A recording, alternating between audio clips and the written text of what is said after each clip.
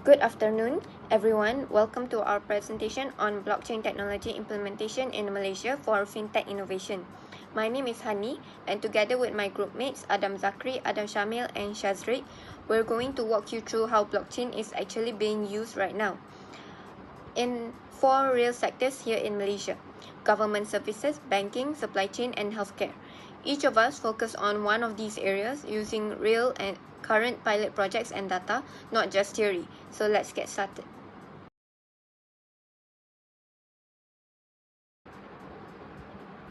Before we dive into each case study, here's a quick snapshot of what we found.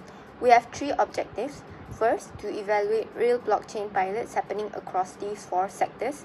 Second, to assess how ready Malaysia actually is to implement this technology, including the barriers and opportunities. And third, to give some recommendations on where we go from here. In terms of key findings, government is actually leading the pack with the Malaysia blockchain infrastructure going live back in April 2025. Banking is close behind, piloting stablecoins and tokenized deposits through Bank Negara Sandbox. Supply chain is using blockchains paired with RFID and QR tagging to trace products. And healthcare, while it has the clearest long-term vision, one patient, one record by 2030, is honestly still the furthest behind in terms of actual digital infrastructure.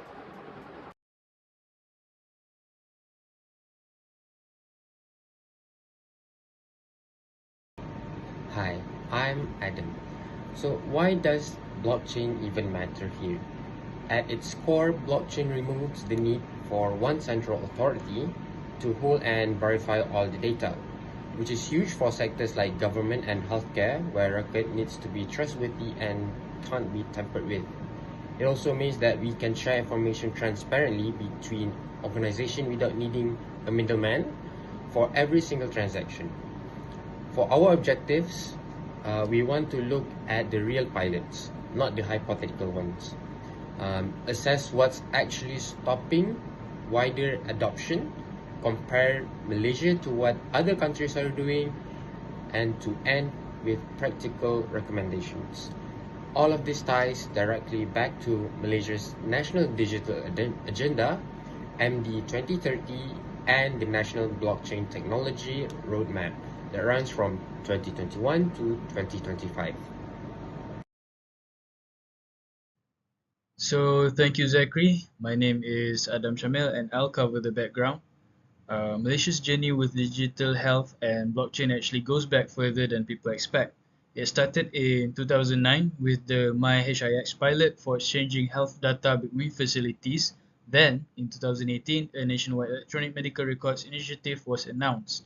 In 2019, the government published its blockchain and distributed ledger technology report, which basically laid the groundwork. That led to the official National Blockchain Technology Roadmap starting in 2021. And this year in 2025, we saw two major systems go fully live: the Malaysia Blockchain Infrastructure for Government and Bank Negara's Digital Asset Innovation Hub for Banking. So one stat that really puts this in context, back in 2017, the World Bank ranked Malaysia 42nd out of 190 countries for how easy it is to register property. That gap is a big part of why blockchain-based reform is being pushed so hard. So, before we get into the case studies, let's quickly define a few terms we'll keep using. Blockchain is simply a shared digital ledger that's really hard to tamper with because every copy is distributed across a network. A smart contract is code that automatically executes an agreement once certain conditions are met. No manual processing needed. DLT, or distributed ledger technology, is the broader category blockchain falls under. Basically a database replicated across many computers, and tokenization means taking a real world asset like a deposit or a piece of property and representing it as a digital token that can be tracked and transferred. Across all four sectors we studied, the benefits are pretty consistent: better security, more transparency, fewer middlemen, but so are the challenges. Regulation hasn't caught up, the technical infrastructure is uneven, and a lot of people and institutions just are not ready to change how they work yet.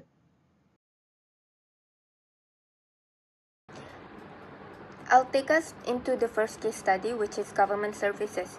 The headline project here is the Malaysia Blockchain Infrastructure, or MBI, built jointly by MIMOS, Berhad, and MYEG, and it went live on the 29th of April 2025. It runs on Zetrix, which is actually a Malaysian-built blockchain, and it's designed to connect with public networks like Ethereum and Solana too. What makes this different from a typical pilot is that it's already plugged into live government systems people use every day. My JPJ for road transport and HRMIS for civil services in HR. This isn't a lab experiment, it's operational. There's also an interesting policy debate happening. The team behind MBI is pushing for public blockchain, meaning anyone can verify transactions rather than the private permission systems government has traditionally used.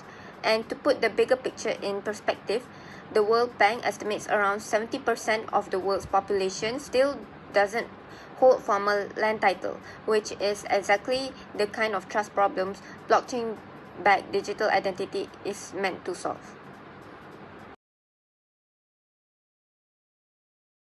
Now over to banking, which is my section. Bank Negara Malaysia launched the Digital Asset Innovation Hub, or DAE, in June 2025 under a 3-year roadmap that runs through to 2027. Since launch, more than 30 institutions, both local and international, have gotten involved. But Bank Negara is being deliberately cautious here. Cryptocurrency are completely off the table and only licensed financial institutions are allowed to involve. 4 institutions were selected for the first pilots. Standard Chartered and Capital A are jointly testing a ringgit-based stablecoin for business settlements. Maybank and CIMB are each separately piloting a tokenized deposits. On top of that, Bank Negara is close to finishing a proof of concept for a wholesale central bank digital currency aimed at strengthening rentas, which is the backbone system bank use to settle large payments between each other. One number worth highlighting, however, the tokenization roadmap is partly aimed at closing a 101 billion ringgit financing gap for small and medium businesses. That's a massive economic incentive behind all this. It's worth being honest though, none of these pilots have actually completed yet, so we don't have real result on cost savings or efficiency gain just yet. On this slide, however, we are focusing on Maybank's tokenized deposit pilot, which represents a major milestone in Malaysia's banking sector. In March 2026, Maybank successfully completed the first Malaysian ringgit to Singapore dollar cross-border payment using blockchain technology in partnership with Yinson Holdings. This was not just a technical trial, it was conducted under Bank Negara Malaysia's Digital Asset Innovation Hub, DAE, a regulatory sandbox designed to allow banks to experiment safely within the new digital asset solutions. What makes this pilot significant is the way transactions were handled. Every payment was recorded immutably on a blockchain ledger, ensuring transparency and security, while atomic FX conversion allowed instant settlements between ringgit and Singapore dollar. Traditionally, these kind of payments would take 2 or 3 days, but here they were completed in near real time. The choice of Malaysia and Singapore corridor was strategic. This trade route was worth over 82 billion US dollar annually, making it one of Malaysia's most important economic relationships. By testing blockchains in such high value corridor, Maybank is showing how this technology can reduce friction, improve efficiency, and even pave way for innovations such as tokenized Islamic finance instruments in the future.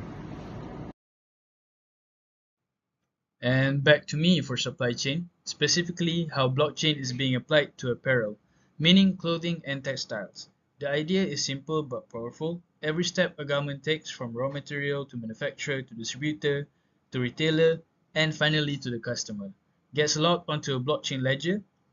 Each item is tagged with a QR code or a RFID chip, so at every handoff point that transaction gets recorded and cannot be secretly altered afterward. For a customer, this means you can literally scan a QR code on a piece of clothing and verify where it actually came from. The benefits are pretty direct. It makes counterfeiting much harder. It gives real-time visibility across the entire chain, and because everyone in the chain is looking at the same shared data, there's a lot less paperwork and back and forth verification between parties. Moving on to blockchain solution in the healthcare industry. The project is called Blockchain-Based Electronic Health Records (EHR). This project was proposed by Ministry of Health initiative under Malaysia's blockchain vision. It targets a nationwide health information exchange, MyHIX, and one patient, one record via health records by 2030. It replaces fragmented hospital silo records with a decentralized, tamper-proof ledger authorized providers can securely access. The findings, based on Prisma methodology review of 55 academic sources plus MOH, WHO, and World Bank grade literature. Why this project matters? It provides secure, tamper-proof medical records. It has complete patient histories, improved treatment decisions. It has fewer duplicate records and medical errors. And lastly, it's greater patient control over health information. From the insights, healthcare digitalization, on 2020, public hospital with health information system was 25%. And then on 2018, the public hospital with IT infrastructure only has covered 50%. From the timeline, during 1993, Hospital Selayang has the first HIS hospital in Malaysia. On 2009, MyHIX pilot enables inter-facility health data exchange. And on 2018, the nationwide EMR implementation announced. This is the plan where on 2030, the blockchain solution was implemented. The blockchain integration targeted under MOH Digital Vision. Despite decades of digitalization, Malaysia remains same distance from nationwide EHR integration, motivating blockchain as the next generation solution. Moving on to the challenges and barriers to implement this project. For government industry, in regulatory data governance policy gaps. For technical challenges, there might be integration issues with legacy system. And lastly, for user readiness, there might be issues within public trust and digital literacy. For banking industry, in regulatory landscape, it must have crypto excluded within the implementation and rules is evolving. That's the barrier. For technical part, the issues is cross-bank interoperability. And lastly, for user readiness, it's institutional caution in banking industry. For supply chain, on regulatory part, it must have cross-border compliance. But on technical part, there might be some RFID or IoT infrastructure costs to implement with the blockchain solution. On user readiness, maybe on the SME level, every small business may have less adoption capacity with the solution. And lastly, for healthcare, the EHR solution on regulatory landscape, the records legally owned by hospital and not patient. Maybe it makes the problem to integrate with other hospital records. On technical part, every HIS from different hospitals makes the healthcare records become fragmented. And for user readiness, maybe the clinician maybe resist to change into that solution because of the unification of solutions and health record across all Malaysia. On the other hand, on opportunities and future outlook, for government, it may be a good implementation for trusted digital ID for all e-services across Malaysia. For banking service, it might produce 101 billion SME financing gap unlocked. For healthcare, it provides one patient, one record by 2030. resulting to a tamper-proof and secure record for all patients across Malaysia. And for supply chain, it may help to reduce the counterfeit issue in Malaysia.